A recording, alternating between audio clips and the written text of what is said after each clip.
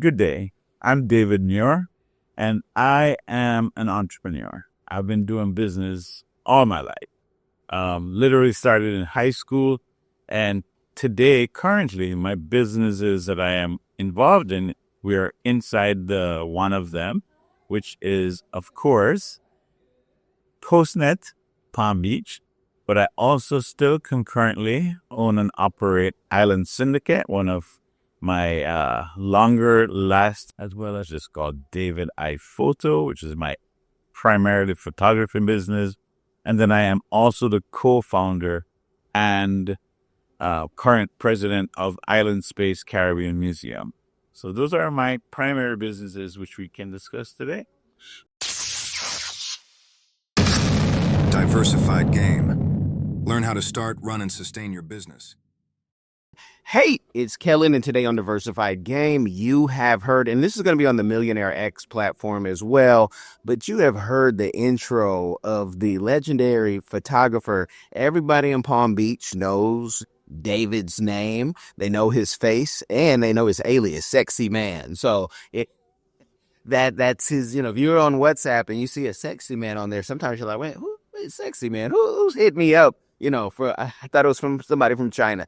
But we're going to get into the game on how this happened because, David, like I said, people think they hear photography first and they say, oh, okay, he's made it his riches in photography. I come to, a franchise business, one of many of your businesses, and I almost want to turn the camera on his one of his team members here, but I won't do that.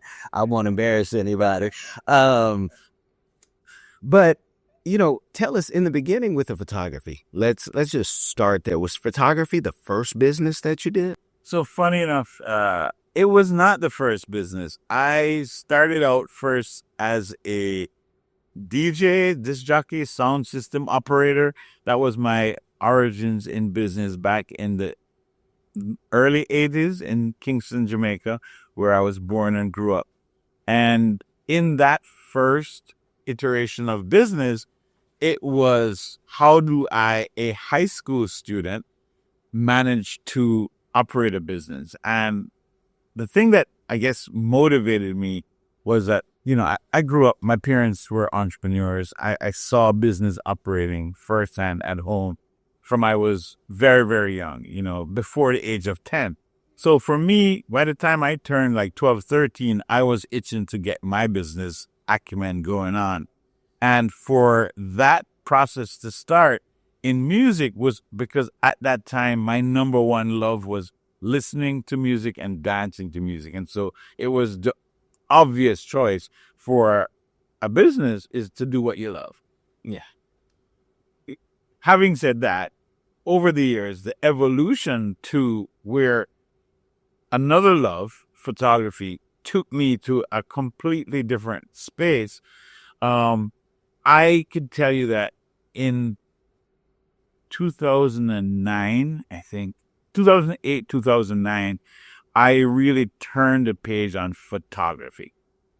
Even though I've been shooting from the actually very early 80s, I, happily tell you that my main interest in photography at the beginning was I thought, girls like a guy with a camera. And so that was my, I got to have a camera in my hand. But learning about myself, learning about artistry, learning about what it is to have the chance to express yourself and your viewpoint, your opinion of the world through art is a very powerful thing. In the time when I say, wow, photography became a serious passion for me, which is mid 2000s, leading into this business that I started in 2008. Really and truly for me, what was the telling part of that journey is that not only was I able to be an artist and to be free and to express myself, I was able to be an entrepreneur continually and to make enough money to live. So, I've always been an entrepreneur. I talk about from my teenage years, and I've done many different businesses.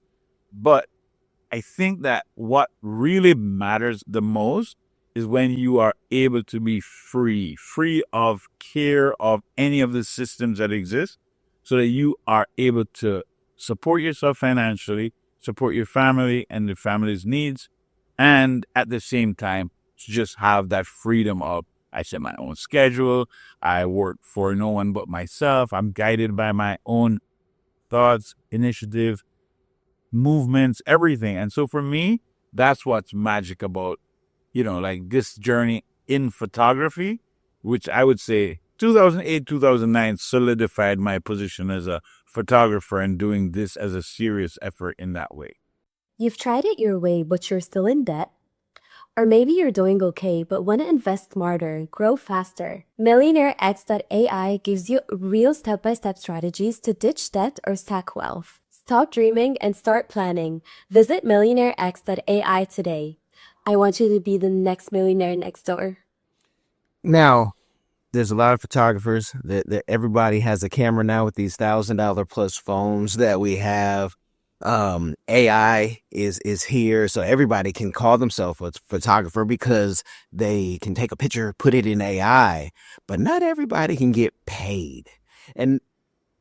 And that's the tricky part of anything in the arts, because anybody can be a dancer, you can be a rapper, but are you paid? Are you on the street with it? Are you in the galleries? What was the turning point to say, I know I can make a living at this? Or were the other businesses backing everything else up to say, oh, I have something to fall back on to pay my bills? Wow. So no, for me, photography was the thing. I never had a backup in that way. So photography had to pay the bills. And so, I'll just lay it out straight for you. I made a business plan. I started a business, and it was do or die. I knew that this was what I wanted to do, and I had to figure it out. Photography is not an easy way to make a living, genuinely speaking. Now, there are a few ways that you can do good in photography. If you can make a market as a wedding photographer, that's a really good way, because you can get paid $10,000 a gig or whatever that number is, but there's only so few slots. It's like saying I'm going to be an NBA basketball star. It's not everybody who can get that opportunity. So it's very different than saying, I want to be a teacher. There's maybe 100,000 slots for teachers in America or more. So you can always get one of those slots. There's only a few hundred basketball players. So it's very different. And so when you choose to be something like a photographer, to make it really well, to get paid, you have to get one of those special slots, or you have to understand another way to go about photography. And photography, genuinely to get paid, I'll just be clear, there are lots of opportunities, but people don't necessarily see the various industry opportunities that exist in photography. For example, most people don't think about it, but if you buy jewelry or if you buy almost any product, there are people who do product photography. That's a specialized skill that people get paid really well to do, and people don't pursue that because you don't see it as something that's an option out there. So there are lots of things in photography that are lucrative, but they're not obvious. Another one is aerial photography. So if you have a drone, if you have a talent for flying a drone, if you're licensed, if you can market that specific skill, you can do really, really well as a photographer. But many people don't know how to enter the industry and how to do that. For me, I was just a straight hustler, somebody who's been an entrepreneur for so long. I knew I would find a way. I did not want to be your typical everyday, what they call a cameraman or a photo man who goes to the club and take a picture of people and then try to sell them for $10. I didn't want that. I also did not want to be someone who worked when other people were on vacation, meaning on a Saturday evening or something like that, where you're just catering to people when they're not working. Therefore, your schedule is that flip side of everyone else's schedule.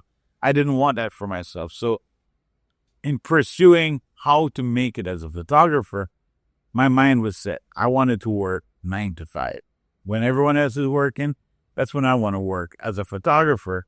So that helped me a whole lot about laser focus, determine what was my marketplace. Who did I want to sell my work to was determined by the time of day I wanted to work. And I said, well, shoot, if I want to work 9 to 5, I need to be able to sell my work to people in business. So that was my focus, and that's what helped me to make it through the gate and be able to be sustainable, is selling my work to businesses.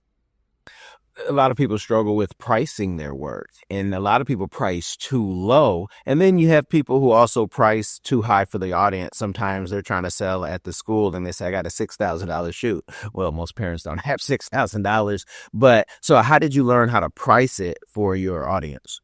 That's a great question, because I definitely got that from a lot of people. People are like, no, your prices are insane. They're too high.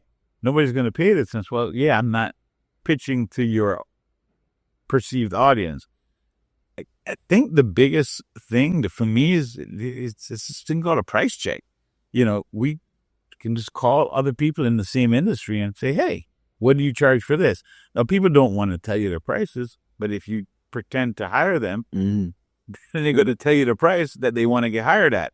So it was not that hard to figure out pricing, but I knew that I wasn't going to be pricing with people who I knew were doing the photography. Because at the time when I decided to do this seriously and to make a business of it, the people who I knew who were doing photography were not at the price point that I wanted to be at. So that was also very clear. So I knew that I was going to be selling my work to a different audience, because I had to get an audience that was willing to pay this price point that I was willing to work at.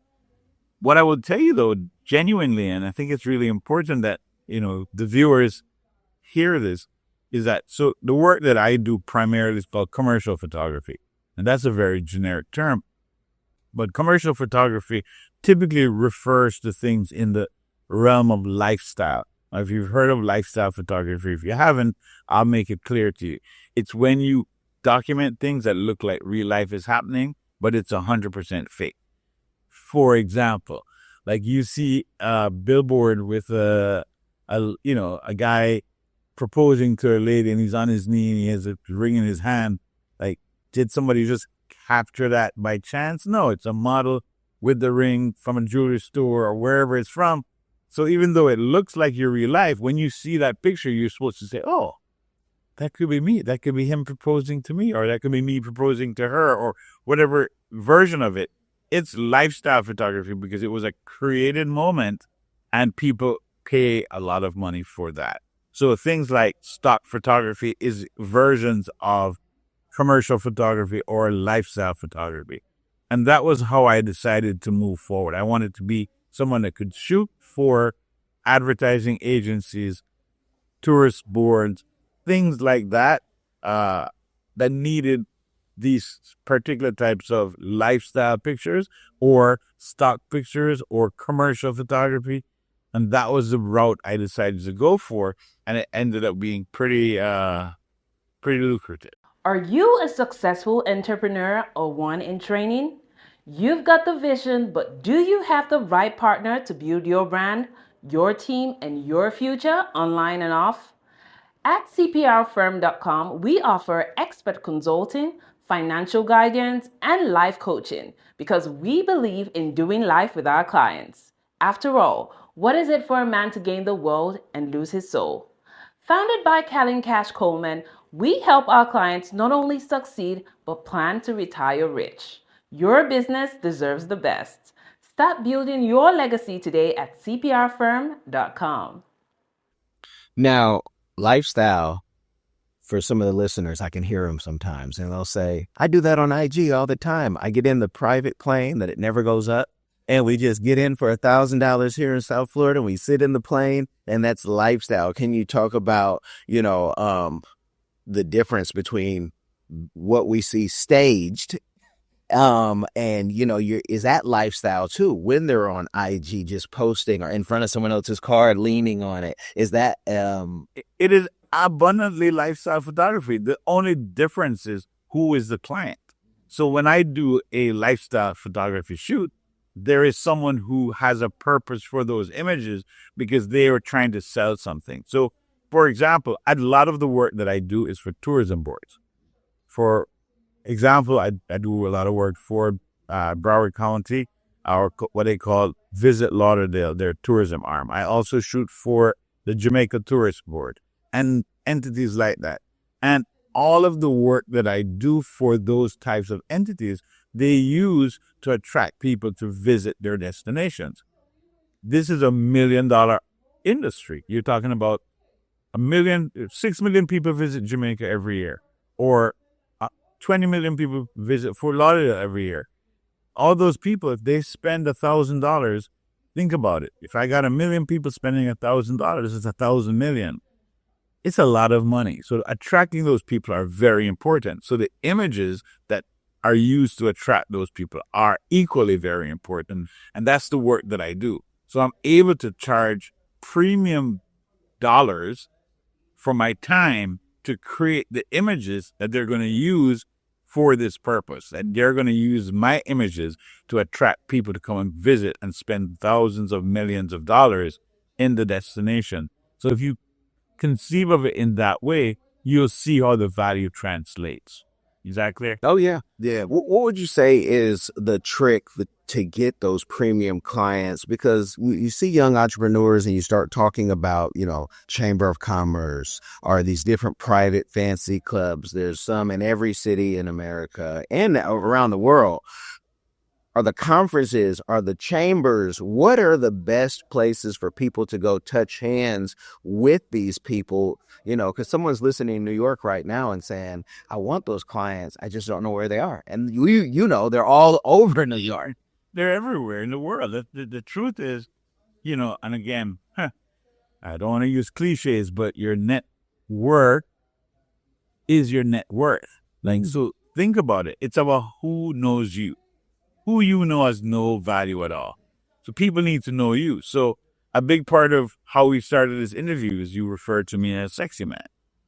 That's a big part of that risk factor that I'm willing to take, that I'm going to give myself a name that's outlandish but memorable, that is going to stick with people. But there's not just the outlandish name. It's being a part of the outlandish in your personality, being a part of someone who's willing to go and engage and meet people who are at a certain ranked level so that they can recognize you and be willing to work with you. People hire people that they like, but then if somebody doesn't know you, they can't like you. So you have to be willing to break down the barriers. You have to go into places that you're not comfortable currently and get comfortable. You have to go and make people know who you are. If you don't do that, then you're not going to get the types of clients that you don't know. That's really the nexus of it. You have to be willing to do the uncomfortable to get the recognition and to get people to know who you are. I'll tell you this, and I was telling this story just a couple of days ago.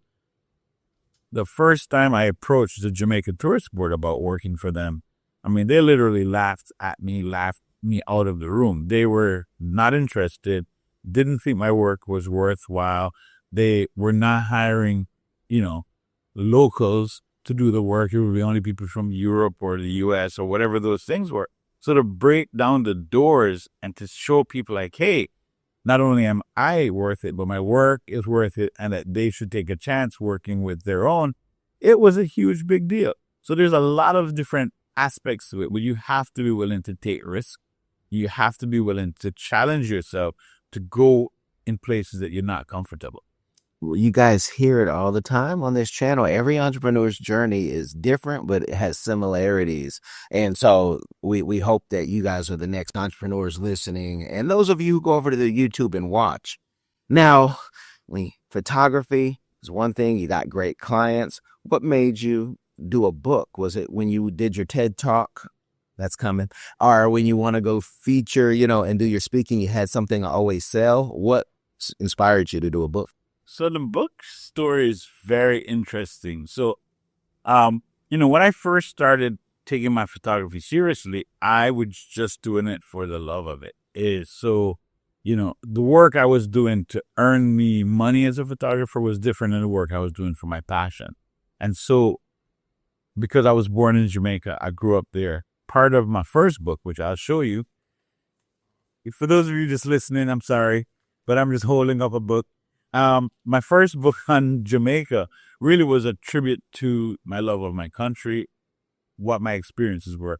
And the images in that book really started out just being me wanting to collect for myself memories of my childhood. I was collecting those images for years before I got my first exhibition of my work. But once I got that first exhibition, it was over.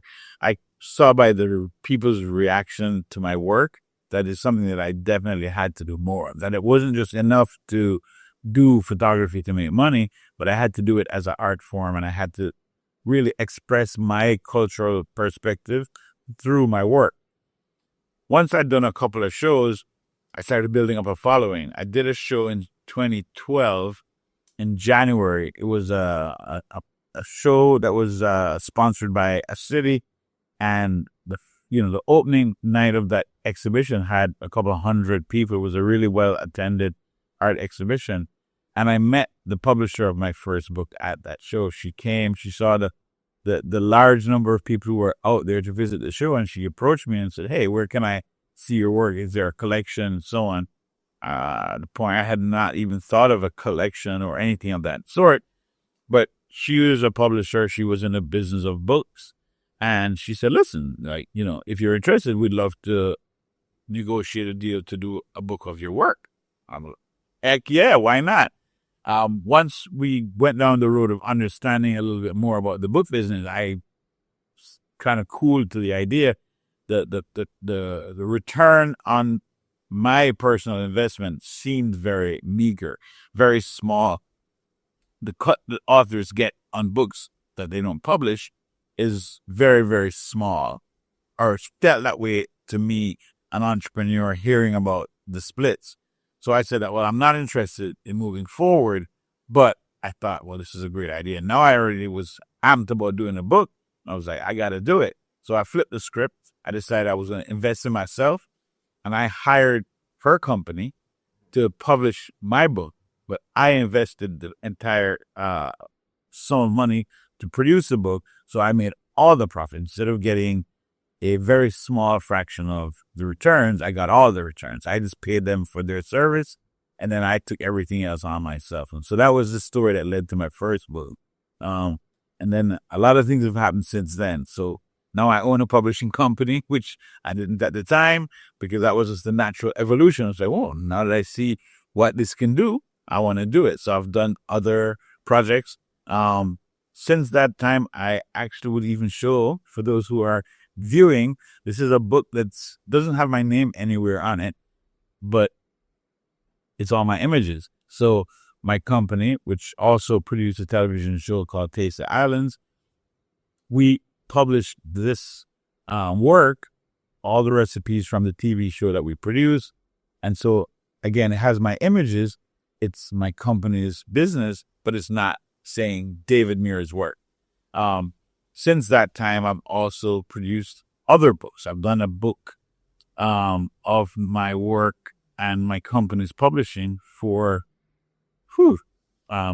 City of Miami Gardens, City of Dania Beach. We did their 120th anniversary book. We're actually working on a book right now for the City of Green Acres, their 100th anniversary for 2026. We've done a series of magazines for Visit Lauderdale, for Broward County. We have done multiple books and magazines for the City of Lauderdale.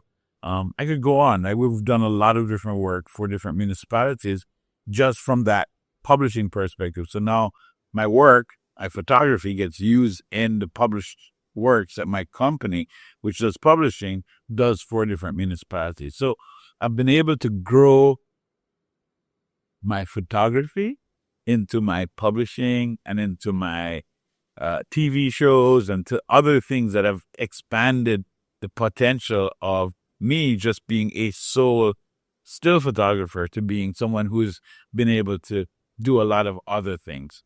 Even more to that point, and now having where we are right now in my franchise business, which is Postnet, and then this also expanding because, one thing to say I'm doing a publishing business, now I have a print business as well.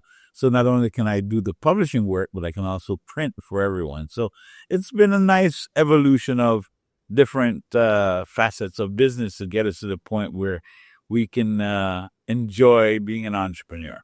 I think when people hear people having so much going on, they say, you know, when does a person sleep? When do they have time to make babies? Then do you just, at what age do you put your babies in the business so they can, you know, and so how do you manage all of that? Because people, you know, they get flustered, but they want to do all these things. And we see it online. People saying, oh, I have 7 businesses, but those aren't really businesses. They're just things you added. They're other pages of Instagram. They're not even things that have a ledger. You know, you don't even pay taxes. So if you don't pay taxes, you don't have a business. Right. So here's my thought on that. You got to just challenge yourself. Like, I never thought that I was going to have multiple businesses. I never thought that I would, you know, be a co-founder of a museum. These are not things that I planned for, but in the business of living and challenging myself and you're not saying no to opportunities, these are things that just unfold. Like, if someone says, oh, how do you have time for anything? I have all the time in the world to do all the things I love to do. I mean, I just got contacted a week ago about a new project I'm going to do for the Jamaica Tourist Board, where, again, I mean, it's wonderful. I'll be able to travel and enjoy taking photos at my leisure for good money, for good purpose, to promote good stuff. I mean, these are dreams. But like I said, the first time I approached them, I got severely rejected and laughed at.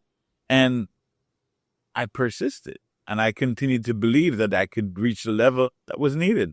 So there is no part of this that's about, oh, you just snap your fingers and it happens. You got to grind. You got to continue. And all throughout all of it, I've had my children. I now have grandchildren. I mean, I'm happily married to a beautiful woman who I'm doing business with, who's right here in this place, this brick and mortar business together every day. And how do we do it? We spend days together, nights together, mornings together. We go on vacations together, and it's all possible. We have 6 children and 8 grandchildren. So let's just be real. Think about you saying, how can you do it? You got to just live. Don't be restricted by anything that people tell you. You got to believe. You got to do your research. And you got to set your plans in motion. I remember when I did my first business plan for my photography business, and literally in my business plan was that I would be an artistic photographer, that I would have books of my photography. I never actually knew how I would get to that, but my very first business plan had all these things, and now I've accomplished all of them because I set my mind to it. I wrote it in a plan, and even though I didn't know how I was going to really achieve it, they've all come true. So you got to set plans and goals for yourself. Otherwise, you definitely will not be able to attain the things that you want to attain. Write it down, make a plan, and it's part of the process. Hello, everyone. Join us on an exciting journey with Explore the World Cameroon. London and Sydney will take you explore Cameroon, the heart of Africa. Experience the vibrant culture, nature, and traditions from Yaoundé market to rainforest adventures. Every page na new discovery. Enjoy the Cameroonian food, music, and wildlife with our explorers. This book na true celebration of Cameroon spirit. Get your copy now. Available on Amazon, Barnes & Noble, and through your library and bookstores here in Grams Park. Don't miss this adventure. I quote all the time on this podcast. Even if you don't believe, the scriptures will tell you, write the vision down and make it plain. Faith without works is dead. If you don't have any of those, you don't have much of a life. When you talk about the marriage, so the young lady, I could have put the camera on. That was your wife? That's my way. Okay. So, you know, this is why you guys just don't do everything. You got to ask permission. Being able to do a business together, I'm asked all the time, how do you do it without fussing? I can't tell you how to do it without arguing. We fuss all the time. Like, it's a part of doing business together. No, not this nice lady. And she doesn't fuss. I can tell. You got the one that does not fuss at all. Well, maybe she doesn't fuss, and maybe I'm the one who's doing the fussing. But we fuss. It's a part of life. We don't do it with malice. We don't have animosity towards each other, or not that I'm aware of. But no, seriously, like, it doesn't matter who you're in a relationship with. You could be your child, it could be your sibling, it could be your cousin, it could be your best friend, it could be a total stranger. Everyone's going to have disagreement, but it's what you do with the disagreement. So absolutely, it's not easy. And, being around your life partner and to do business with your life partner and to be in each other's every thought, every day, all day long, it's not easy. But is it wonderful? Absolutely. I mean, we haven't killed each other yet, so I don't think we will. I think we're going to be great. But it's also your intention. You got to put positivity into all that you do. And when you put that positivity in it, you're going to really succeed at it. Yes. No, I love it. I love it. Now, with the kids, you have grandkids, so you have some grown kids. Have they got in the business growing up? Did you teach them, hey, can be a family business? So I'll tell you very clearly from the start. My 6 children, 8 grandchildren is a blended family, so we're not all to the same grandparent moment. So we're completely blended. But having said that, absolutely, from the earliest years of my children's involvement with their father, they have been involved in working in the business. And as a matter of fact, one of our grandchildren is arriving in Florida, coming from D.C. in a couple of days, and she will be here in the store working day to day. That's just how it is. Like, it's family. This is what we do every day. So if you're coming to stay with the grandparents, what you're going to do? You're going to come and be a part of the business. So in every single aspect of life, whether it's in my photography or in anything, my books, selling my books, my children have been there holding it down, selling books at concerts, at events, in festivals. It does not matter. Whatever I'm doing, if I'm doing it, they're going to be there with me and they're going to be involved. Now, all my children are grown. My youngest is 24. My oldest is old, or old for young people. Let's put it that way. So there's no question that, and I got entrepreneurial kids as well, who they're doing their own businesses, and it's all wonderful. Like, that's how life should be. You want to be able to inspire. None of my children are photographers per se, but I do have one of my sons who works in the field. He does video editing. He does a lot of production in the video realm. I don't think he thinks of himself as a photographer, but he does work in photography every day. So he does know that aspect of the work.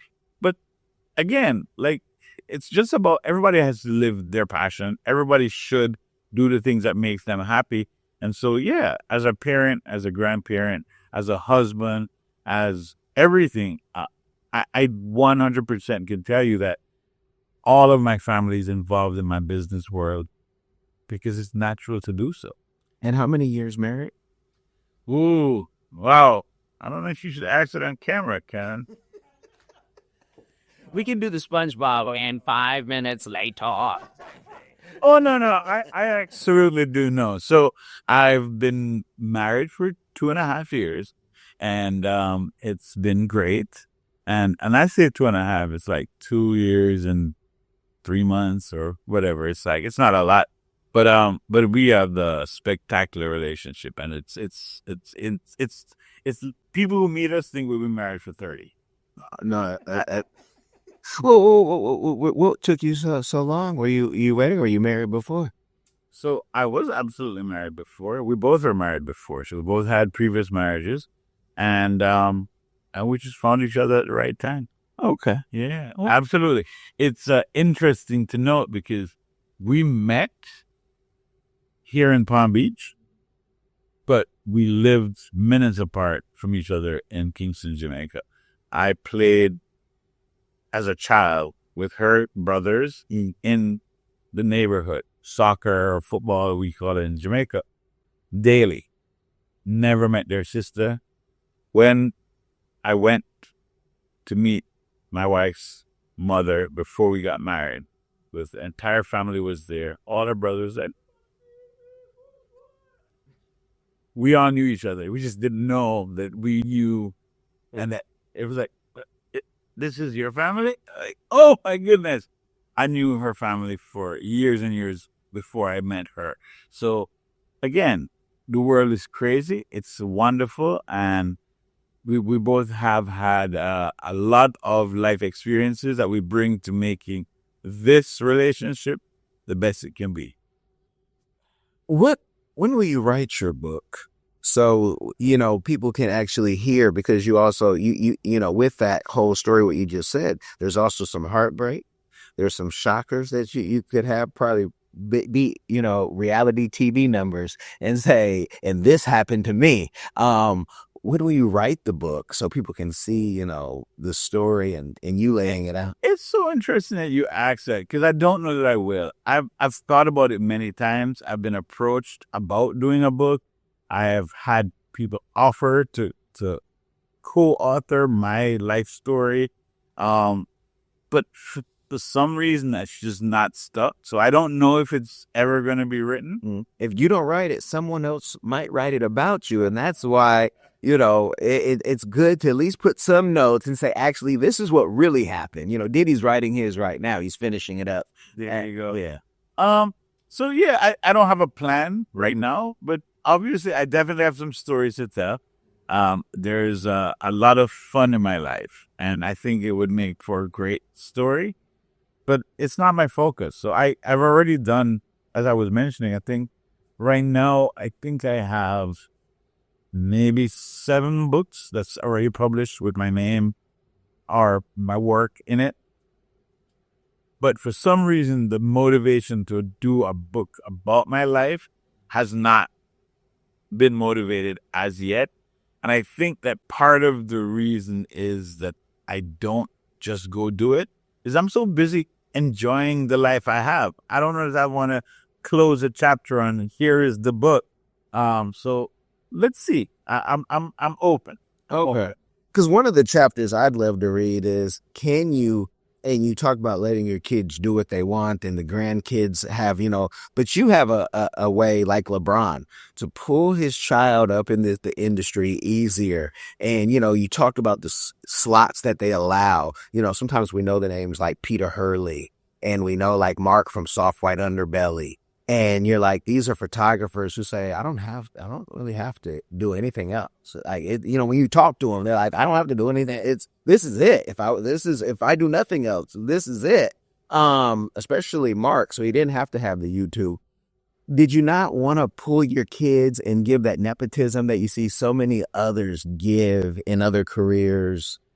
Honestly, I did not. I don't think that, while I see how great it can be, you mentioned LeBron, whoever you want to put, like, it's great if your kids love what you do and therefore it makes sense. Like LeBron's kids or at least one of them is in the NBA, but he loves that. I've never had my children express a desire to be a photographer. So for me to sort of bring them in, like you said, earning good money, that's can motivate. But I've lived such an example of living what you love that I'm more interested in seeing my kids do things that they love and that they're passionate about. I mean, that's all they've seen me do their entire lives, is to do things that I'm really passionate about and to make those passions become financially viable. So that's what I want for them. I think, I can say that I have successful children. They're doing good. I got nobody who is like, not a great contributing member of society. And to me, that's a measure of success. Are you contributing to your society? Yeah. And all of the kids are in great ways. So, I mean, yeah, I don't see the point in the idea of nepotism. I do see how it would work if you have that shared dream. Otherwise, I don't think it's the best bet. Living what you love is you don't hear too many immigrants say that, and especially Jamaicans, because I mean, you do have 7 jobs. Remember Heyman and Living Color? I mean, I hear, but that's very uncommon because most people say, go where the money's at. You know, I came here in America to make money, money. And so where did you get that? And was it because your parents were entrepreneurs and you saw that when growing up? I'm not sure if it's because of them, but I definitely know that I'm a great mix of who I'm from, my parents, my grandparents, my family, as well as I'm a great mix of seeing and processing life I see around me. And I guess the biggest problem with me and how I evolved is that so early in my life, I was able to see something that I loved, to do it, to make it successful, and to make it financially viable, that I've just been spoiled. I'm a spoiled kid. I literally was, I'm going to say I must have been probably 16 or 17. My dad was the marketing manager for Exxon, a multinational company. My dad was a marketing manager. His salary at the time, this was in the 80s, was, just under $100,000. He was real time. He was doing just fine. My dad, there's a whole story there. My dad went to Harvard on a scholarship and did some phenomenal things. I don't even want to go there, but just giving you the perspective. So I'm a teenager. My dad has a good job for a multinational, international company. And in the summer holidays on vacation from high school, I made as much money in raw cash, no fun and games, as my dad made in the entire year, in the summer. And I had the cash to show it. I had boxes of cash in my house that I had made from music and the business that I was doing. I couldn't turn back from that. So entrepreneurs, it was stuck at that point. Like, I remember doing parties in 1983. I had a party called Summer Session of the Century. Think about it. In 1983, I had a party called Summer Session of the Century. The audacity, the name something, the session of the century in my high school years. Did this with my friends, with people who are also successful entrepreneurs today. So there was a spark. There was something going on at that time that we all were able to enjoy life in a particular way from there onwards. So having said that, yeah, I don't know. I was spoiled early. I just couldn't turn away from, I know how to make money while having fun and doing it with my friends and doing it with my family members. Throwing that party, because somebody will hear that and say, see, I knew I should have got into, content promotion, event planning, but it wasn't that you were just getting paid to spin records. It was that you were getting paid. You were getting paid to sell drinks, maybe. You were getting paid. It was the whole deal. It was the entire production. And so since that time till now, I've done many, many more productions than yield success. But yeah, it wasn't just about one party. It definitely was not about one party. I could reference a lot of different things that I've done over the years that I've also enjoyed similar successes in a way that it's not just about any one event. It's about understanding how to cater to people in mass and how to entertain them and how to provide them with a wonderful service so that they are appreciative and willing to put that type of like backing on who you are and the work that you're doing. Mm-hmm. And I say that because people will think, like, they hear Shaq, he got 100,000 to go DJ. You are doing a full production. It's more than because people might thought they don't want to work hard. They want the money, but they want to show up. They want to, kind of like Iverson, right, with the practice thing. But Iverson practiced how much before getting to the NBA? So we have somebody 19 right now who will say, oh man, I just want to be a multimillionaire so I can retire my family, my unborn kids, which isn't healthy ever. Your unborn kids, to retire them, but everybody wants to have something. And I get that. What do you think a lot of entrepreneurs are missing now? Because whether you're 44 or 14, everyone sees Instagram, TikTok. They get excited. They want the Lambo now. They don't want to pay for the maintenance. I promise them that. So I don't know if I see what's missing. I think it's important to note that you can be successful at any point in so many different ways. So yeah, you can have somebody who's an Instagram star or an influencer or whatever it is, but just know that there are only so many slots for that success. So you got to be willing to consider other things if you're pursuing that particular thing. And in addition to that, you really just need to keep yourself in a balance of sort of desires and expectations. You can't set everything as, oh, I'm going to do A, B, and C and be successful, because the chances are you might need D or E to actually be the what translates into true success. So, flexibility. Yeah. And with all the success, what's a community give back that you're doing or one that you'd like to do in the future? I give too much to community, and I guess I shouldn't say too much, but it's a huge part of who I am and what I do.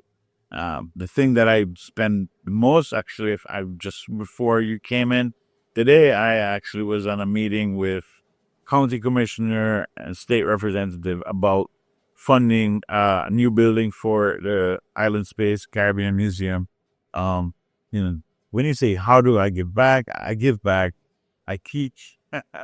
I love teaching, by the way. It's like, and this is our teacher, just so you guys know. Like my wife, my kids were all in different classes, but we are all in the class, and it is so fun. It's like therapy, really. Yeah. So I really love teaching. I love sharing information. I love inspiring in that way, but it goes way beyond. So I give back in a lot of different ways, but I think the number one way in which I give is that I think culture is so important. I think it's really, the thing that I want to share most with my community. And so because of that, I was, able to create the first ever Caribbean Heritage Museum in the world. And as a co-founder of that museum, continue to act as the president of the board currently, and really just strive to see how that can yield great things for the future of our community. So that's really, that's how I give back. I mean, I do also play roles in a few other organizations. Most recently, I've gotten involved with another entity called Caribbean Americans for Community Involvement, 𝐃𝐨𝐧'𝐭, and I'm very happy to be a part of that group locally in Palm Beach as well. But yeah, I do a lot, and I love it. The museum, let people know where they can go, So Island Space Caribbean Museum is located inside the Broward Mall. It's been open now for 5 years. The entity that created the museum has been longer, but we've now been open 5 years. It still is the only Caribbean Heritage Museum in the world. We focus on all of the nations that make up the Caribbean. So not just the islands that are obvious. People would say, oh yeah, Cuba, Jamaica, Haiti, Dominican Republic, Puerto Rico, but it's a lot more. We also, included the nations in South America and Central America and so on. So we include whether it's Belize, Honduras, Panama, Suriname, Guyana, all these nations are part of our Caribbean culture. And so we celebrate them all, and we bring their history, our commonalities, our differences. I mean, we're talking about 4 different primary languages, from English, Spanish, French, and Dutch, to include all the various forms of patois and creoles and all that goes on there. There's a lot to sect in terms of what's at stake with the cultures. And then, of course, we have people from Africa, from, let's just say Asia, but including everyone who with Indian descent, Chinese descent, all these different cultures that have been mushed together in the Caribbean. And it's a lot. So we try to explain that all. And like I said, it's inside the Broward Mall at the corner of Broward Boulevard and University Drive. Island Space Caribbean Museum welcomes you. If you want, you can check it out online. www, of course, islandspacefl.org. It would be great for you to come visit. Come and see what we're doing for the community. Definitely. We'll have links in the description. So I know, let's say you're a truck driver right now. Hey, don't worry. Links will be in the description, but everyone come check it out. Now, you had mentioned TV earlier. I'm going to have people, because, I'm a publicist and consultant. People going to say, how can I get on the show? How can I, it might not even be relevant to food, but how can I get on the show? What's the way, if possible, to be a guest, or do you take guest chefs, or do you just have, So no, we don't. So that's a whole nother story. That's a whole nother interview. So Taste the Islands primarily starred Chef 𝐼RE, or 𝐬𝐮𝐞 is his, I guess, birth name, and Chef Tia. So Chef 𝐼RE is a Jamaican born chef. Chef Tia is a Haitian born chef. Both are very successful in their careers as culinary artists. The TV show started first was featuring Chef 𝐼RE, and then after the third season, it paired both Chef 𝐼RE and Chef Tia. We've had every imaginable guest on. We've done, TV stars, movie stars, celebrities of many different types.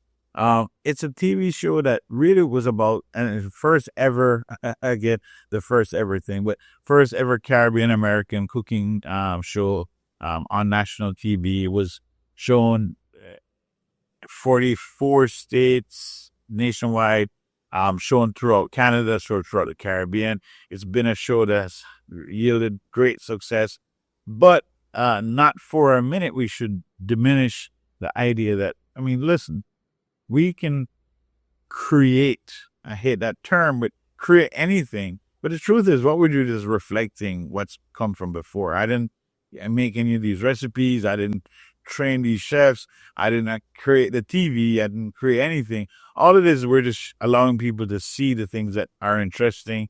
And again, once we focus on people and culture, it's going to be interesting. So can people be a guest? Go to Taste the Islands. Go check out the website. But genuinely speaking, create your stuff, man. There's so many stories to be told. Like, that's one of our, call it slogans, storytelling excellence. That's really like a big part of what I live every day, whether it be in my still images, whether it be in the TV shows or videos that we produce, whatever it is that we're doing, storytelling excellence. It's really a big deal for me.